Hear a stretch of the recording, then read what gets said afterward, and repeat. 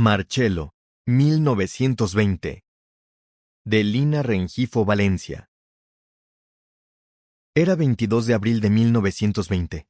Me encontraba en casa de mi tío envuelto en sábanas de lino e inmerso en la lectura del L'Avvenire dei Lavoratori. El periódico tenía impresos rostros en blanco y negro. La letra se había emborronado por una mancha de hacía días. El olor a tabaco, café y dulces frescos invadía el aire. Tenía entonces 22 años. Mi tío Natano detestaba la compañía.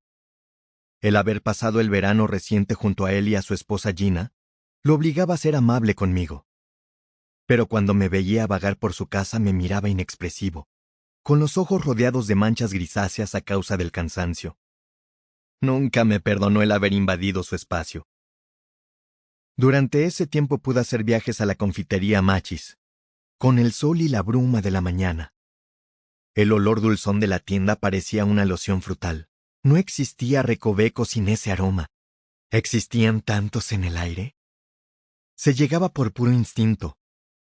La fragancia de los caramelos de licor y de los chocolates con avellana eran los más intensos. El viejo confitero era gruñón, y cuando quería hablar no podía. Se ayudaba a sí mismo con un bastón, que colgaba al lado de su silla en la entrada. Quizá, aún en su propia amargura, cuidar del jardín de la confitería, oler el humo de algunos carros al pasar y de la brisa marina lo colmaban de vitalidad.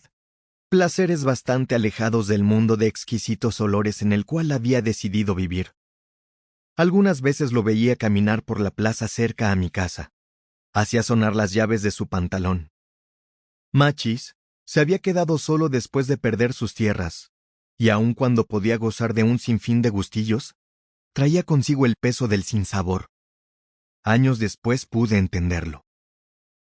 Las noches en Palermo solían ser muy distintas al día. En la noche, las personas dejaban de transmitir la familiar sensación de frescura y se transformaban en tumultos de carne.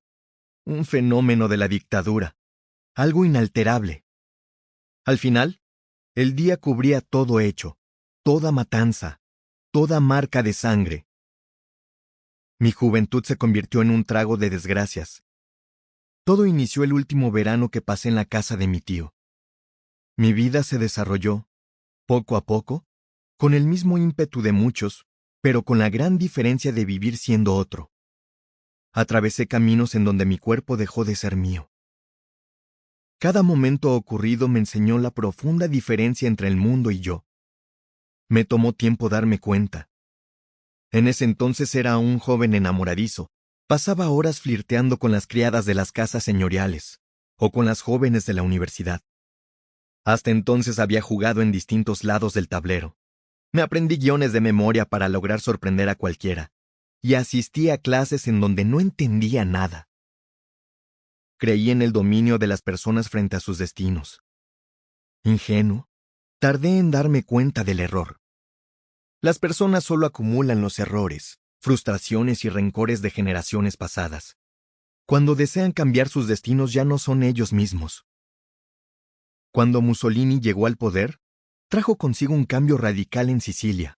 Implementó una estrategia que estaba en su programa previo a marcha a su Roma, y la llevó a cabo con suma disciplina. El Estado tomaba represalias contra el crimen organizado, y buscó identificar a toda persona perteneciente a la mafia, o en amistades con ella. Mi padre odiaba a la mafia, y apoyó la lucha. Creyó con fidelidad en panfletos, grescas callejeras y matanzas. Fue un fiel defensor de los ideales de Mussolini, y vivió con odio constante. Si bien la mafia fue útil años atrás, cuando recién empezaba mi juventud, el pueblo italiano la consideró una enfermedad. Yo compartí los mismos ideales al no tener otra opción, y aunque mi padre siempre intentó cultivarlos en mí, comprendí que esa profunda y enferma convicción era corrupta. En los siguientes años, mientras luchaba por conservar mi cordura y complacer a mi padre, mi familia se convirtió en una serie de fantasmas incomprensibles. Acabé por relegarlos al olvido. Muchas personas lograron detectar el hedor a soledad que emanaba de mi cuerpo cuando experimenté el dolor. Sample complete. Ready to continue?